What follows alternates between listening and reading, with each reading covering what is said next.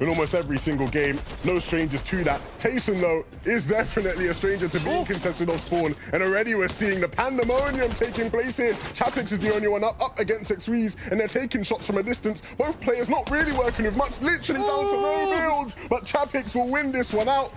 But the fight clearly isn't done yet. There are players over across the shore.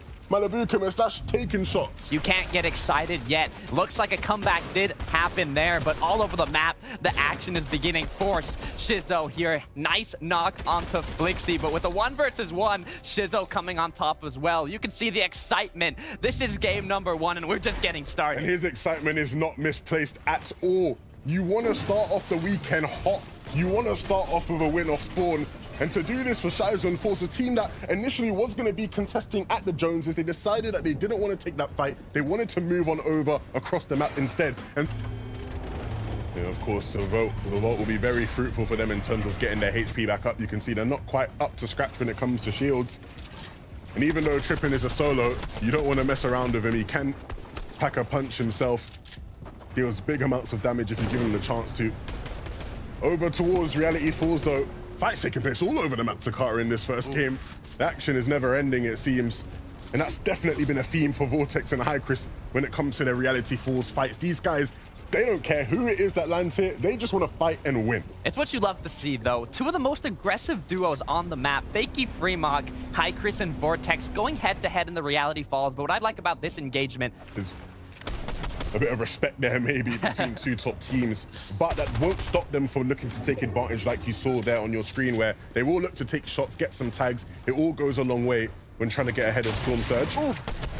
But Chicho, Trulex, sorry, Rocky Reels, and other engagement that we're seeing on this map against Kezix and 4ZR, this is the type of duo that they're not going to stop until this engagement is over, as now Chicho and Trulex do have the positional advantage in this engagement. But the issue is, when you're battling around a building like this, finding that angle is just that much more difficult. There's a lot more builds, there's a lot more structures, and it's not ones.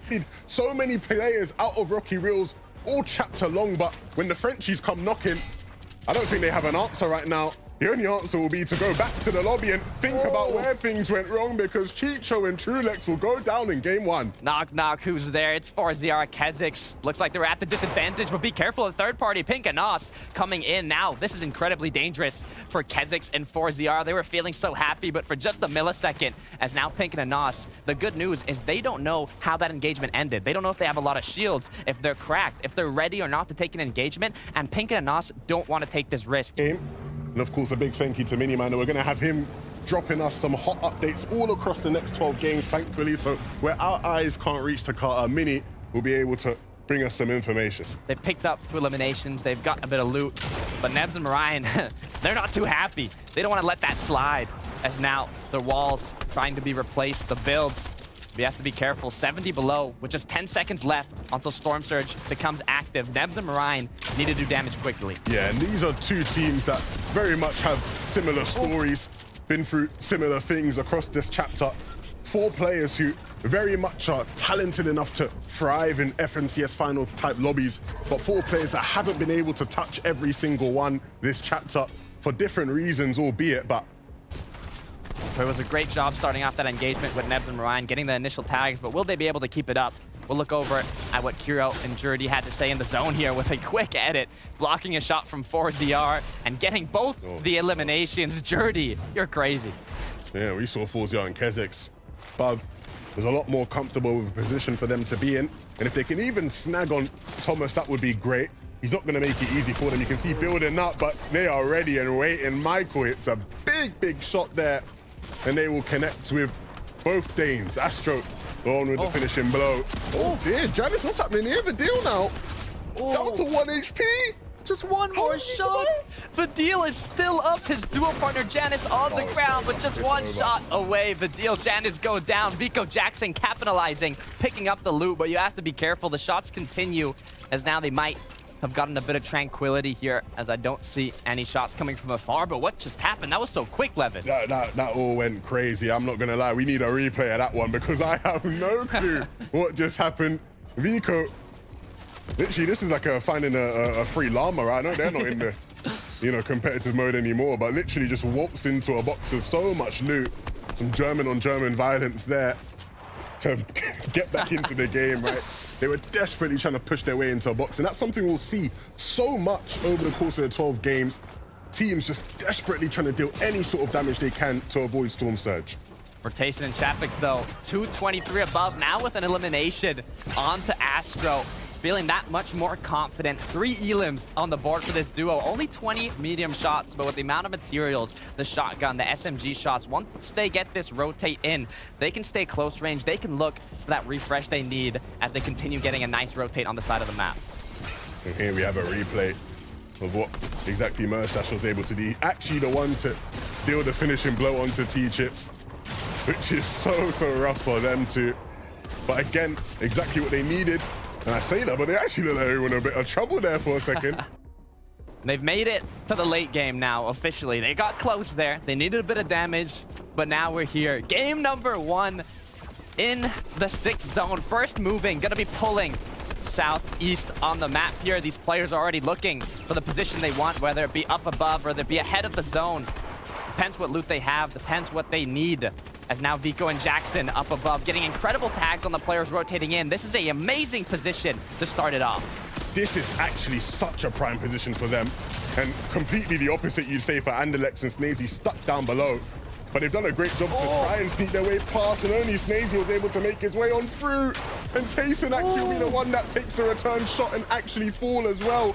Chapix left all alone with such low HP. That is just so unfortunate. Tayson would have felt like he was miles away, but still got hit.